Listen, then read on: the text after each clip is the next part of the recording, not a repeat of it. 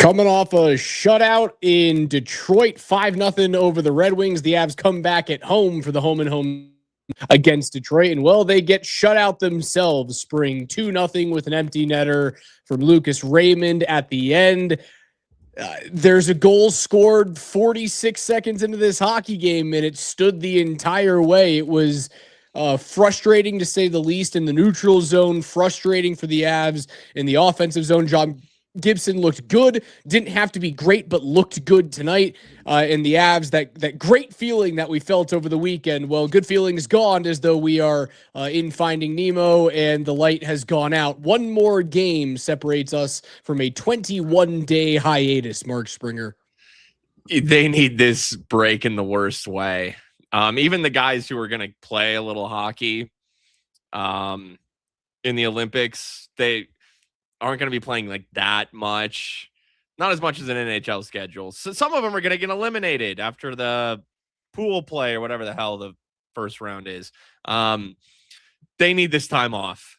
They need to get to this break. They need to get Gabe Landeskog back. They need to get Marty Necas back. But I think that this is just a continuation of the homestand. Good win in Detroit, but you know, it's funny. I say, oh, hey, you know, they might have lost 7-3 three times, but they scored 3 goals in those 3 games. Tonight they scored 0. And it's kind of been trending in this direction. The offense is stalling as a whole a little bit. No, Necas is also part of a perfect recipe for this team to finally have a night where they just couldn't fucking score. And it's obviously hasn't been those games where they're throwing 75 pucks at the net, and it feels like they were doing that every single game for the first 40 or so of this season. You get 59 shot attempts this evening for the Avalanche. 22 of them hit the net, and 20 of them were blocked. 20 of them were missed. 17 were blocked. That can't happen. That's the story of the game. I see a great comment in there. It would be real nice to get Cale Makar back. You know, the reason why Cale Makar isn't doing what he did at the beginning of the season, isn't doing what he did for the better part of last year, he can't hit the fucking net. I'm over it. He misses the net. Corners. Dude, he misses the net. Yeah. More than any defenseman, statistically. He misses the net more than any defenseman in the National Hockey League. That is a statistical fact. Now, he has the puck on his stick more than any defenseman in the National Hockey League. The other guys who will lead that category are Quinn Hughes and Zach Werenski. The guys who just always have the puck as defensemen. Cale misses the net more than any defenseman in the world, and that is a statistical fact, and it hurt them tonight. Cale had 2 shots on goal. He attempted 10. 7 of them missed the net. Yeah, I know. I noticed a handful of them tonight. And yeah, he's just trying to pick corners, and he can do that. But and you've talked about this for several weeks now with Cale, and it was very noticeable tonight. And I think, you know, as a team, you know, okay. And one, you know, Detroit is making Colorado dump and chase tonight, and they're doing that clog the neutral zone style that, you know, hey, it's a strategy against the Avs, especially when you come into this building. And you get a lead. Well, let's just try to protect that lead because we got a lot of speed on the other side. So let's just try to neutralize that the rest of the way. See if we can pitch a shutout somehow. And hey, they did that. They became a defensive minded team. They were actually out shooting Colorado 19-11. Towards the end, maybe at the end of the first period, it ended up evening out kind of as the game went on. But I think a lot of that is Detroit just, you know, going into more of a defense mode. But okay, they're making it hard on you in the first place. You know, you got to forecheck a lot if you want to get the puck and get into your cycle.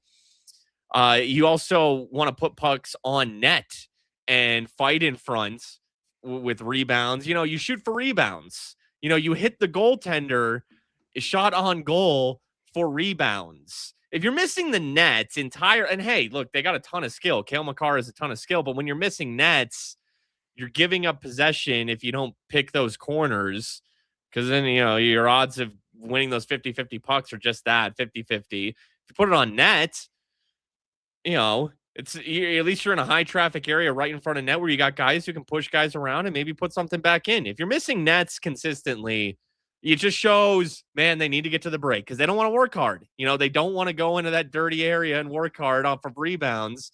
Because you're not going to score every time if you're not trying to pick corners, but you are trying to keep the puck in play in a dangerous position.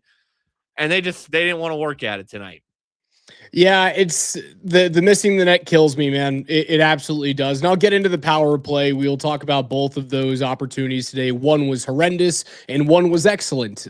They both, like the other night, go over. We'll get into that momentarily, but I do want to continue talking about the fact that they feel as though they're trying to always walk the puck into the net or make sure that a puck glances off a post and into the back of the net rather than, like, I hate to say it, like, shoot for a 6-hole, shoot for a rib cage, shoot for the 6 inches below the kneecap of a goaltender and hope that something hits a pad and goes off of a skate at this point.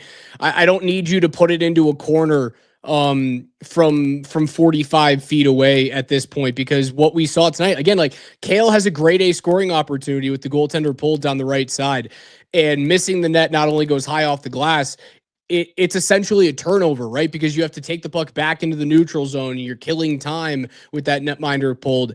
It's killing me, man. And it's killing the team, the fact that they can't hit the net. And there's, honestly, you know what it's going to do? It'll cost Cale Makar a Norris Trophy this year if he can't find a way to simply hit the net.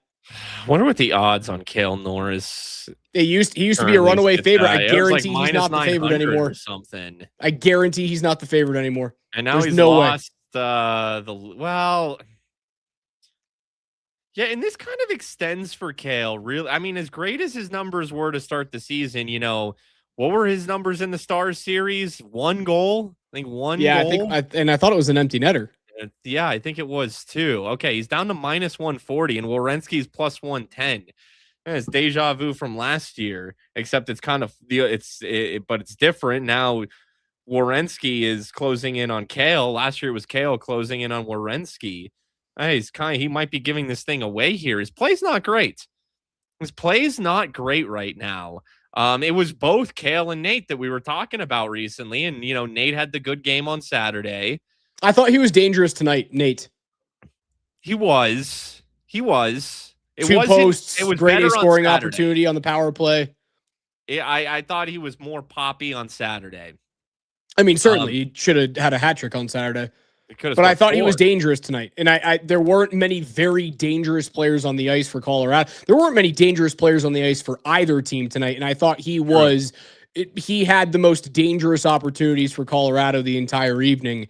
Obviously the little corral, that little curl and drag shot that he missed the net by like 3 inches. Again, another missed net. It ends up killing the Avs tonight, man. It sucks because Dallas wins a game and Minnesota wins a game. You still have plenty in hand in terms of points and games played against those two teams. So I'm not like too nervous whatsoever, but those teams continue to kind of like slowly ascend, and you have skyrocketed and you're starting to come back down the hill. We're trying to figure out where that happy medium is for Colorado, because they certainly are on that downslope. If they had Marty Necas tonight, they would have lost 2-1 in overtime or a shootout. If they had Marty Necas, they would have gotten a point. It wouldn't have been enough to have won the game, because there is something going on right now. You can see it over the past 2 or so weeks when they play, maybe more, a week and a half, kind of middle back of the homestand through the road trip, continuing tonight, where they look like they want to get to that break. They look tired. They want to get to the break so bad. They look like they achieved so much, and they're like, where's our reward? Oh, you mean that it's not until months from now? Because gosh, they were giving everything, and you can only do that for so long. But if Nate just played, it would have been enough to get that equalizing goal. And we've seen them do that of late, get back into games, but they're flat right now. So they would have found the game tying goal if Nate just played tonight. Because I think that tonight you saw it hurt the top line. Nate didn't have that dangerous player next to him. He Right. needs someone. Every superstar has somebody next to him that you're like, oh yeah, this dude's pretty damn good too. And that's Marty Necas. They would have scored, but 3-on-3 overtime and the shootout would have done him in. And it's not just their lack of excellence in those frames. They quite frankly suck in overtime and shootout, particularly the shootout. There's just they've gotten better at 3-on-3 right overtime now that would have done them in either way. I think Nate just may have made a difference. I can't guarantee it. I think he would have. Obviously, having another star in there. Having another star in there. 1-1 game, Raj. We would have been graced with a 1-1 game. Having another star in there in a 1-0, that's essentially what tonight was. It was a 1-0 hockey game with an empty netter. It certainly wouldn't have hurt. I don't think that this game, despite being 1-0 and only combining for, was it 49 total shots or something, maybe a little bit south of that for the two teams, it didn't feel like it was a slow hockey game. I thought there was a lot of pace to it. I actually enjoyed it. I didn't hate how Colorado played tonight. I thought the majority of players were uninspiring on the offensive side. I still thought that they were going to find a way to break through. Maybe one more power play would have done it. The first one was horrendous. So you couldn't even get into the zone on the first power play, and we will get into the zone entry momentarily. Second unit comes out. McKinnon stays out there. They get one shot based off of Brent Burns corralling a puck and then moving it back out to Nate. First power play was terrible. There's no data there for me to go, oh, hey, look what they tried. The second power play that they ran when they were in zone with that first unit, they immediately went to that box plus one that I talked about. And there were chances. I know they didn't score. There were chances. They had the Nelson one-timer at the end that got blocked that would have been a grade A opportunity. It was a bomb. It gets blocked. They had the Valnichushkin shot on the doorstep, which is, and you can look at the Avs. Like, the way that I'm looking at this is from a pure X's and O's and process standpoint. The way that they walked through the puck movement and the shot opportunities on that second power play with the box plus one is, as a coach, exactly what I want. Am I losing my fucking mind going over video at Valnichushkin going like, pick your head up and just shoot the damn puck there? Why are you trying to make the extra pass down low? All you have to do is corral it. And if your head is up when you corral that puck, you're not trying to slide it over to Nathan McKinnon. You're shooting.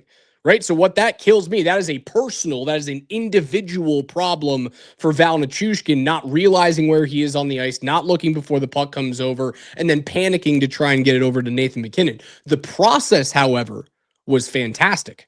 Like, to get the puck there for a grade A scoring opportunity. They moved it down low. They were able to get to the bumper, shrink that zone, and then make the cross-ice pass. The same thing happened with Nathan McKinnon in his shot on that second power play. It was a grade A scoring opportunity. Probably should have gone against the grain, but Gibson comes over, makes a good, like, reaching glove save across his face. For the 31st best power play in the league, the second worst best power play in the league, I need to be process driven.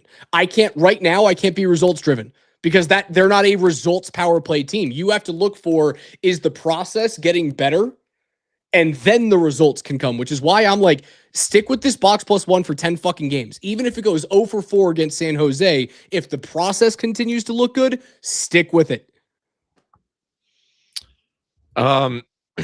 Sorry, that's a very long way for me to talk about the power play. No. Look, yeah, I like the system they've ran the past couple games without Marty Necas.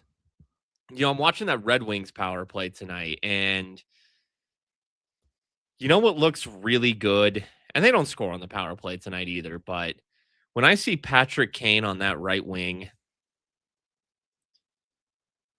1 year, $3 million deal that Detroit got Patrick Kane on. Man, if that was on the Avs right wing on their power play. Yeah, it'd be nice. It's not Mikko, but you know he's what? a Detroit kid. I say that. He's almost 40. Mil.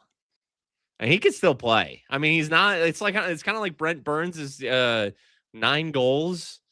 And he's 41, just turned 41, and Kane's like 36, 37. But still, it's like, yeah, you can still go. You're not going to go at your peak clip, but you can still go. Yeah, I'd love a shot like that on the right side. I think they're still missing. They're still trying to figure that out. How do we get dangerous with the one-timers on Nate's offside? Brock Nelson's doing an admirable job, but man, if you could unlock that. But that's the thing with the power plays. They're no longer looking to force the one-timers, and I love that. Right? The reason why the power play was so elite for 5 years, and it was fucking elite. If you're trying to tell me that it wasn't, it was. It was a top 5 power play. It was literally number 5 in the NHL over the last 5 seasons combined. And you had a Hall of Famer, Mikko Rantanen, on the right side as a left-handed shot. That's the reason why you went 1-3-1, because the 1-3-1 is designed to create one-time opportunities, whether it's from Kale to the outside or it goes Kale to McKinnon, McKinnon across. It is designed for one-timers. The box plus one is designed to get pucks to the net and then have people crash. I want them to do that now because they don't have the elite one-timer on the right side as a lefty. They don't have that guy in the lineup right now. So why not use 6'4" Nichushkin, 6'4" Brock Nelson, scrum player, net front guy, Arturi Lehkonen, or when he comes back, Gabe Landeskog. I would prefer to use all 3 of those lefties and get the puck moving side to side and then have Nate. Again, it's just hit the fucking net on a box plus one and create chaos in front. Like, it is so drastically different. And I see, Mel, you're making ridiculous comments in on the YouTube comments. If your eyes can't tell you that the setup that they've employed over the last 2 games is different from the 1-3-1, I can't fucking teach hockey to you. I'm trying, but I can't. Sure. Yeah. They've sprinkled it in every now and again, but they don't go with their old 1-3-1 formation because they don't have Mikko. But I don't know, maybe make Natchez more of a staple on that right side when he gets back, and he's not the left-handed shot, but it's a wing. He's a little more poppy, with his release. But like, has the power play not looked better without him? It has. You've been begging for Natchez to be off the power play, and now you want him back. What's going on with you? You're right, and I wouldn't hate. And I actually, to be honest, I would prefer if they kind of kept him off. I would, but forecasting that they're probably going to put him back on when he gets back. Yeah. So if they're going to do that, if you must, then if Jared Bednar and Dave Hackstall must, then maybe try him on the right. Just get him more of a staple on the right side. And yeah, it's not the left-handed shot, and it's a little further to net, but at least he's got a release. And again, you mentioned Landeskog, his ability to float net front to right wing and have good, smooth, as tight as possible, point A to point B movement, knowing when to rotate and pick his spots because that IQ he has. They missed that. And then Landeskog needs to be on power play 1, and he needs to be on that top line with McKinnon and Natchez. But we are T-minus 2 games, Raj, as long as everything goes according to plan. In fact, why am I even saying 2? We're 2 games from now. We're 1 game. We just got to get through 1 more game. And then as long as the worst DEF CON doesn't happen, I believe, is that 5? I've been told it might not be 5. But either way, barring nightmare scenario, everyone's back. I feel like I should know this, the DEF CON levels. Yeah, I feel like I said 5 one time, and someone was like, actually, DEF CON 5 is not the worst DEF CON. I'm like, okay. DEF CON 1 is the worst one. See, no, DEF CON 5 is the least one. No, it should DEF CON 1 is nuclear war imminent. Okay, DEF CON 1 doesn't sound 5. I need to go up. Like, my heat meter goes up. 5 should be the worst. Gabe Landeskog is playing 2 games from now for the Avs. Yeah, now several weeks will have passed, and he'll have worn the 3 crowns of Sweden multiple times prior to that. Yes, he will be a medalist. I believe Sweden will medal. Bronze at worst for Sweden. Gabe Landeskog's going to get a medal. And he's playing in 2 games. Just got to get through the Sharks, and Gabe Landeskog is back.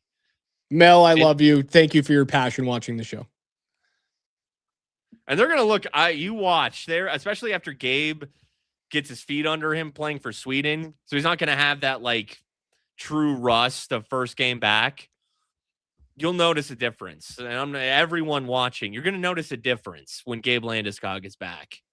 I really would have liked 4 points going into the break to maintain that type of break as DMAC comes in. What are the odds, everyone, that DMAC shuts our stream off this time? What's up, guys? Of course, could I hear you? No, of course. And I'm going to try to not end your broadcast, so hopefully you can hear me.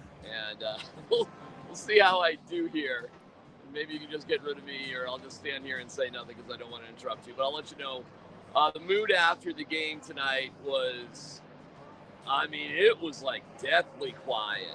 And only Parker Kelly and Montaves spoke, and it was mumbles at best. Taves was fine with it. Of course, he's back out and starting, and they give up a goal in 33 seconds. That sucked. It's the power play thing is just so annoying, and it's not like they had a lot of chances on that, but a couple, right? And they just can't get it done, and nobody really has an answer for it. Nobody. Jared Bednar doesn't. None of the players have an answer for it. Nobody. And tonight it hurt you.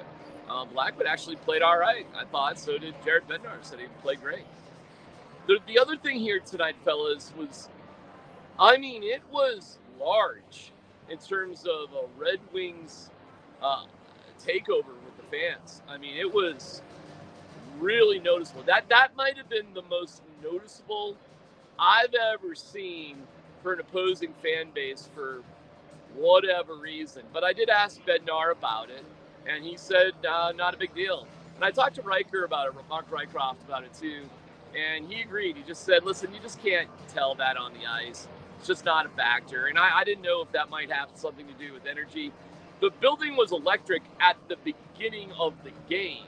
And after that, a lot of times this felt like let's just be honest with you, a Red Wings home game. But again, Bedsy said that just wasn't a factor. And like I said again, Riker said, nah, you just don't notice stuff like that. So with that being said, I guess don't be afraid to play on the road. It's just not that big of a deal. So that's kind of the report here. You shut them out 5-0, then you get shut out. And that's just the way it goes. So try it again on Wednesday against the Sharks before they take a nice 3-week break. So I'm going to try to end this without shutting off your whole broadcast. So you guys talk, and I will try to do the right thing. Can he do it? Can he do it is the question mark. Is the show going to end? We're still here, Spring. I'm optimistic. We're still here. I feel like... Is the show going to end? I feel like I need a drum roll. Man, seeing Frozen DMAC has me... Okay. Oh, yes? I have removed DMAC from the stage. Okay, good. But I don't know if we're out of the woods just yet. You're right. Because I think he's in. DMAC is still in the background of things right now, and he could just kill it in the background. He's lurking. He's a gremlin in the system. I can see him lurking, actually. He's now off screen, but we can still see him. We are not out of the woods yet. And he's We're certainly not out of the woods. He's still figuring out what to do. You know what you just need to do? I don't know. I think he's on his phone. Just like swipe up on the phone. Like, right? Turn the application off. To hit the wrong button, so he bet he says Control Alt Delete. I really hope it doesn't end the broadcast again, man.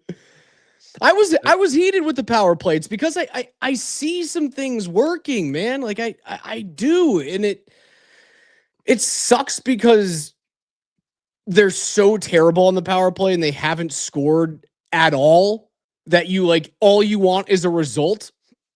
I'm just trying to tell everyone that if they're going to change things, it might take a little while for this to actually come to fruition. And I don't want to be that guy because I don't think that you can go 32nd, 31st in the NHL in the power play and just turn it on in the playoffs. But it just kind of matters what you do in the playoffs. If they run it 20% in the postseason, they're going to win a cup. I want to react to a couple of things that DMAC talked about. First, the Red Wings fans in attendance, which can lead in a couple directions. Look, they're one of the original six. They are a storied franchise. They are a recognizable brand. One of the most recognizable brands in the NHL. And it's honestly kind of unfortunate that they haven't been, for the sport, for the league, that they haven't been great for like the past decade. But yes, now they're getting better.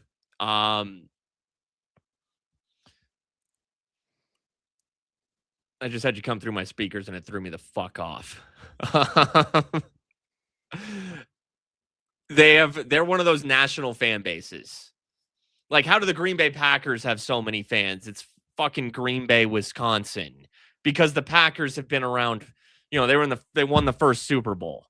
They're just a marquee brand. People grow up. You don't even have to live in those areas, but you just somehow, there's a lot of people who grew up in the 90s and around that era, and the Red Wings were one of the best teams, and you could live in Kansas and you're just like, well, I don't have a team. Well, I kind of like those they got cool jerseys.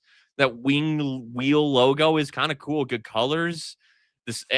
So there's a ton of fans, and look, when they're better now, especially, and when they see their Red Wings on the schedule, they go buy the tickets. And yeah, they live in Denver because it's a great place to live, and they still love their team. And that's what happens. The Red Wings are one of those teams. But guess what, dude?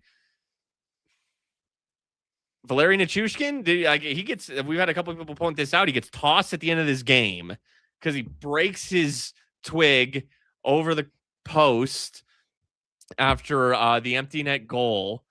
And then Dylan Larkin, because that stick like breaks off, and I guess it's really clean fiber wood glass, whatever the hell they make those things out of.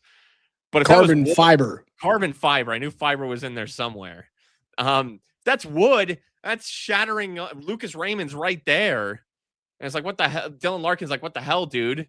And he gives Nichushkin a nice little love tap on the shins. I guess Nichushkin got tossed, but okay, we got some heat. Between the two teams that are part of the greatest rivalry, the greatest rivalry in modern history in the NHL for sure. They could be in a cup final in the not too distant future. And you want to revive that thing?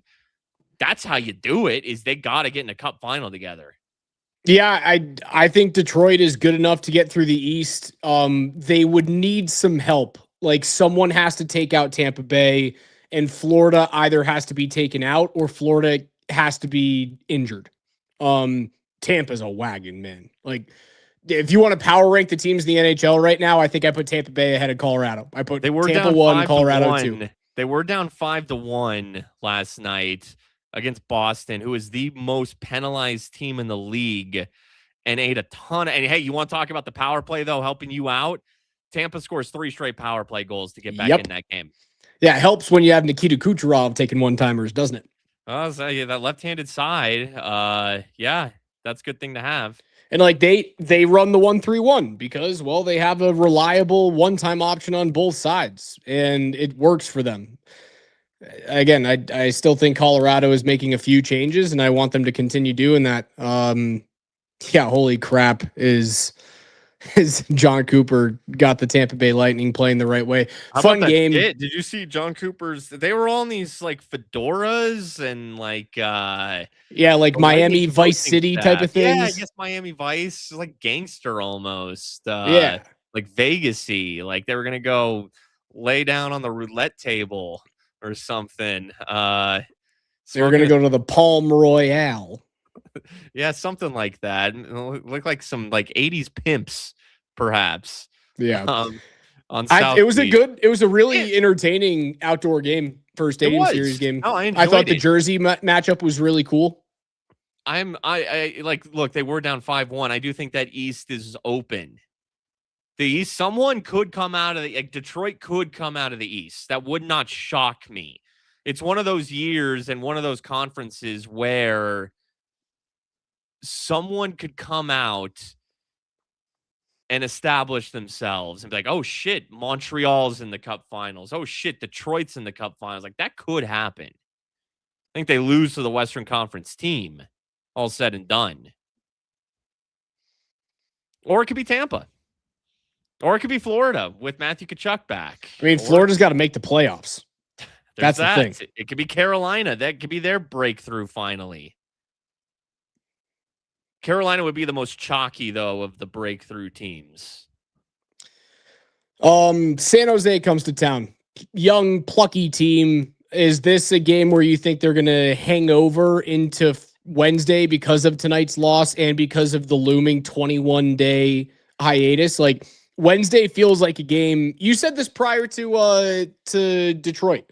You were like, I think they could probably lose one of these or maybe both of these games on the back half of the that little 4-game road trip. I feel this way about Wednesday's game because of how good San Jose is and how ready this entire Avs team is to get the hell out of Dodge for 3 weeks and then come back and reset the season. Yeah, look, if the Avs aren't careful, Macklin Celebrini and Will Smith will come in here and fucking beat you. Like, that is very much so in the realm of possibility. But I think it's a win. I think it's an Avs win. I will actually borderline be shocked if it's not. Like, much like how they rebounded and, coming off the Montreal game and beat Detroit 5-0. And this is this is your last game for a while for most of these guys. And it's a younger team that you should beat on your ice. And yes, and I was also going to point out, thank you, Benny, in the chat, Blackhawks beat the Sharks 6-3 tonight. Now, again, if you're not careful, that really doesn't matter. San Jose could easily come in here and win, but you should win. You should beat and if you don't, that's concerning. Now, the good news is you get like 2-3 weeks to wash that awful, because that'll be an awful taste. That would be terrible. Yeah, you would not feel good. Yeah, I'm not freaking out tonight, and I really wouldn't freak out because I understand how good this team is on paper, but I would understand for sure. I'd be like, oh, shit. Okay, that's not good. You went 3-2-2 on your last homestand. You go 0-2 to finish out at home before the break. Yeah, that would be a bad look. Devon Toews will be a second game back. I think that, you need to get him back in. You need to get their feet under him. Toews' second game back. Look for him to be an impact. I wouldn't be surprised at all if Devon Toews contributes offensively in that game. Helps take some pressure off of Cale, who might be feeling like he's had to do a lot, with Devon Toews out. He hasn't had his guy. Think about that with Cale's poor play. He hasn't had his guy next to him. Cale had that weird, it's so funny. It comes down to one play where like Devon makes a bad step in the neutral zone on his first shift back in action. And then Cale gets caught between trying to go long body, like either go long body or don't. And long body is like laying down on the ice and taking away the on ice cross ice pass. And like guys in the NHL are good enough that you can sauce that puck up and over.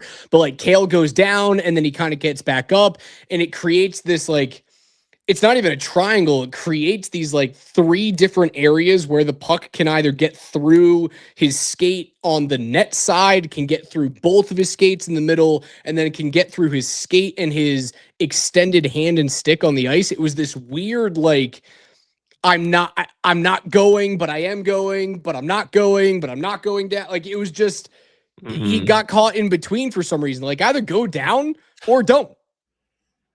Well, I also would not be surprised if we see Cale's play tick back up. Now he's got Devon Toews back, and it's more comfortable on both ends of the ice. Maybe he's been running ragged. I mean, who's he even been playing with, really? Everybody but Brent Burns. I've noticed him with Burns on the PK. I think that Manson is just because Manson was in the box. Now that I think about it, yeah, it's kind of amazing. I haven't even really noticed because it feels like Manson and Burns are always out there together. I still notice Gerard and Malinsky, and yet they're mixing in Keaton Middleton and Nashawn and Solovyov when he was here, and it's just like, oh yeah, like Kale, like who's helping him out? Like what's going? And yet he's getting 25 minutes a night. It's just weird. Like whoever's been out there with him has been like a non-factor. It's not setting Kale up. It's not helping Kale out. You need Devon Taves, and you got to get a game under your belt. This is again why I said I'm glad that Landeskog is actually going to get Sweden games before coming back after a layoff due to injury. Gabe's first game back, then you got to get your feet under you. Go play for Sweden. That's where you get your feet under you. And then he comes back, and whoever, I haven't even looked at the schedule, whoever they have game one after the break, Gabe Landeskog's rearing to go, Devon Taves is rearing to go. And see, that's the thing. Again, they're going to be completely healthy first 2 games from now. And that's where I'm not overall overly concerned about this team. Projecting what they're going to look like when they're fully healthy, knowing they're going to make moves at the deadline.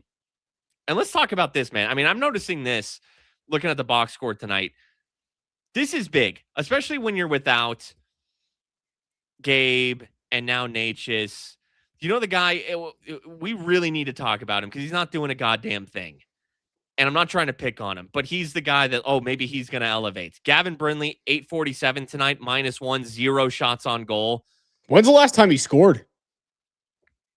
They need to make a move because for a minute there, it looked like Gavin Brindley was going to be like that. Holy shit, we struck gold card. And that's maybe a rookie wall is hitting right now. Got to be a rookie wall.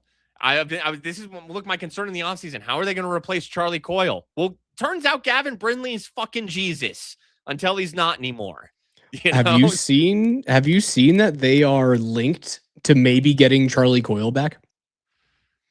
I had not seen that. And I don't think it would cost all that much to get Charlie Coyle again.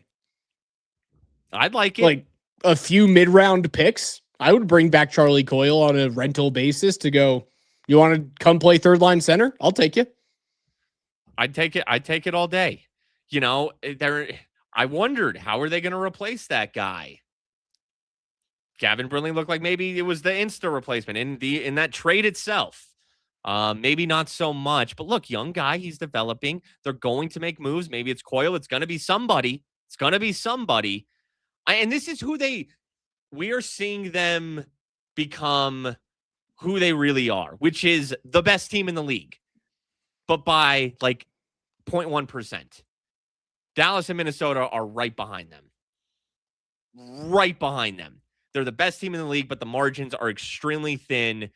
Whoever they get in the second round, that's 6, probably 7 games. This is not going to be 16-4 if they win a cup again. It's tight. Everything is extremely tight, but they are still the best team in the league.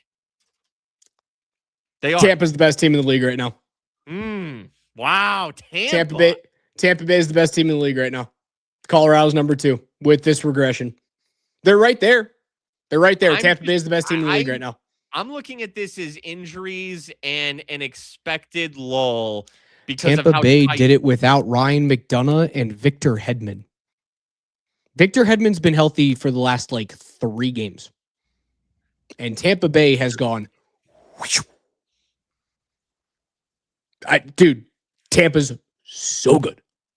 G. Bruin says so good. The margins didn't used to be thin. What changed? No, they've always been thin. We were just riding a high of holy shit, this team can't lose. Oh my God, they're amazing. They're gonna go 80-0-2. No, that was fun, and they're capable of playing like that. But there is you can't sustain that. Not in the salary cap era, not with injuries, not in an 82-game season. The margins were always thin. Yeah. It's like, wow, Edmonton is they're the second to worst team in the Pacific. Snap your fingers, 3 weeks later, they're in first. Yeah. That's how it goes. I saw a couple of comments after you were detailing Kale not playing well and Kale not having help, and a couple of them like, why does Kale need someone to play well alongside him? Guys, all of the great defensemen, most of the great defensemen in this game's history have had elite players playing alongside them. Like, you know what? How's this? Let's throw out who's the last like generational defenseman that we saw in the league, and it's probably really fitting because he was a Detroit Red Wing. Yeah, It was Nicholas Lidstrom, right? Mhm. The last guy to win all of those Norris trophies, and I don't know if you ever won a Conn Smythe, but multiple Stanley Cups. Nicholas Lidstrom. He is as complete a defenseman as there's ever been in this game. You know who his defenseman partners were for years? Paul Coffey, Hall of Famer. Mhm. Larry Murphy, Hall of Famer. Matthew Schneider, I don't think he's a Hall of Famer, but I think he's Hall of Very Good. Well, Taves isn't going into the Hall of Fame. He's not, but like he also had Brian Rafalski. Like Rafalski, all of the names, and I think Rafalski's a Hall of Famer too. Either that or he's Hall of Very Good. Rafalski's certainly a U.S. Hockey Hall of Famer.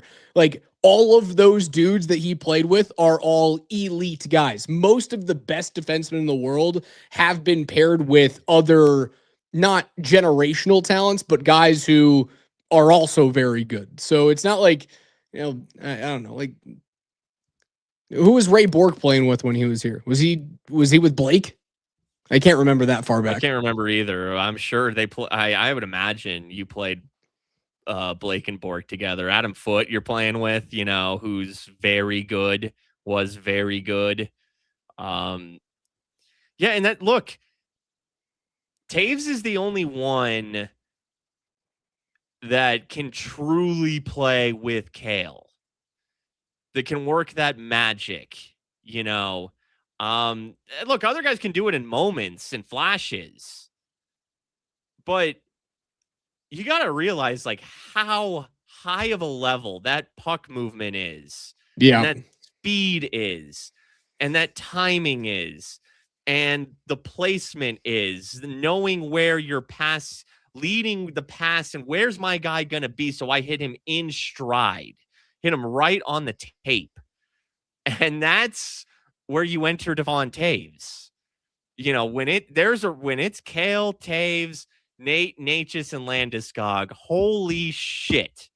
I mean, and if there's one guy out there who's not quite on that level, all it takes is one flub and you fucked your offensive sequence. Yeah, they need to make changes, right? They need to get healthy, and then they need to make some changes. They need to trade for a third line center who is worth a damn, and they need to trade for a larger bodied left-handed defenseman, and then they need to get Gabe and Natchez and obviously Devon Taves coming back, and the hope is Logan O'Connor plays at some point this season.